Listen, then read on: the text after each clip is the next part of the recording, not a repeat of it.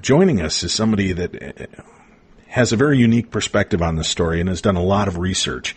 The book we're going to talk about, A Guest at the Shooter's Banquet. Rita Gabis is our guest this evening, and she comes from a family of Eastern European Jews and Lithuanian Catholics.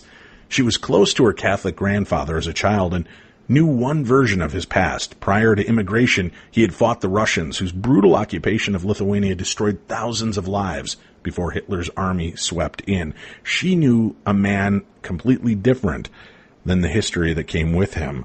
And she's here tonight to help us on this search for truth and understanding of what was going on. Rita, thank you so much for being open to share this part of your history and family's legacy with us. You're so welcome. I'm delighted to be here with you. The dark history exists, and that you're finding the proof that this took place. And again, a lot of this I'm sure you probably couldn't read or understand at first, but you got the basics of it.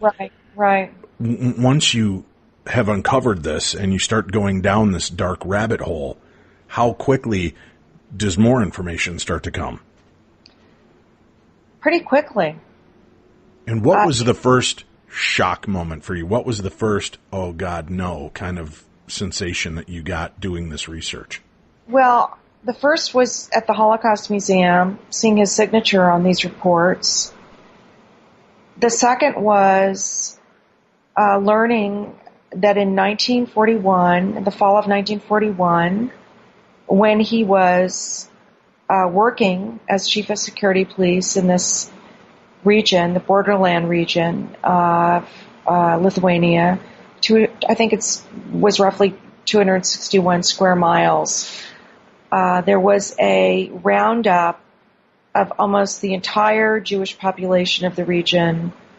They were brought to a pit that locals had prepared in a town called Novosvencionis, which really means New Svencionis, which was a town near, say, 6 kilometers away from where my grandfather's office in the police station was and where he lived with his spinster sister and his children. 8,000 Jews, men, women, and children were gathered from Svencionis, from all the outlying towns. They were they were marched at night and then taken into a mined encampment by a river, which I've now been to many times. The encampment is no longer there, but the river is. And they were, several weeks later, taken out to a pit, the men first, then the women and children, and shot by Lithuanians. And I was horrified. I mean, these words, horrified, they don't really capture right the sense that one has both of the enormity of that brutality, which was happening really all over Eastern Europe. And this was, kind of walk us through this again. I mean, this pit is made, these people are brought in. How many people were part of this slaughter?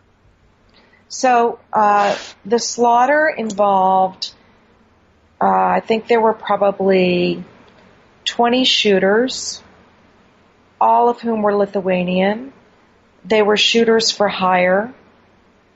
It involved administrators, including my grandfather, his superior, who was later, after the war, extradited from France to Poland. He was a Polish-Lithuanian.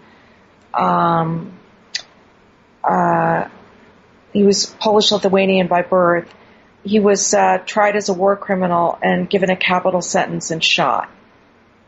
So there were the administrators who made sure that the trucks were running from the encampment to the pit on time. They were also responsible for making sure the shooters were doing the work they had to do, that the diggers of the pit did the work they had to do prior. I have, I uncovered research material in which the narratives of just digging the pit were told by locals who were commandeered, ordered to come with a shovel at night and in the pouring rain dug out a certain width and depth of an L-shaped pit. And then the shooters were placed so many feet apart from one another so that they wouldn't burst their eardrums from the rifle fire. There was a barrel of vodka, or several barrels of vodka there constantly. Alcohol was a huge part of these shootings. Mm-hmm. And then there were looters afterwards and an auction of the goods of the murdered. And then there was a banquet, hence comes the title of my book, after the shooting was done.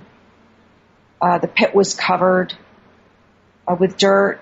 First lime was strewn across it, and all the eyewitnesses talked about the fact that the bodies were still moving under the dirt. Oh, my God.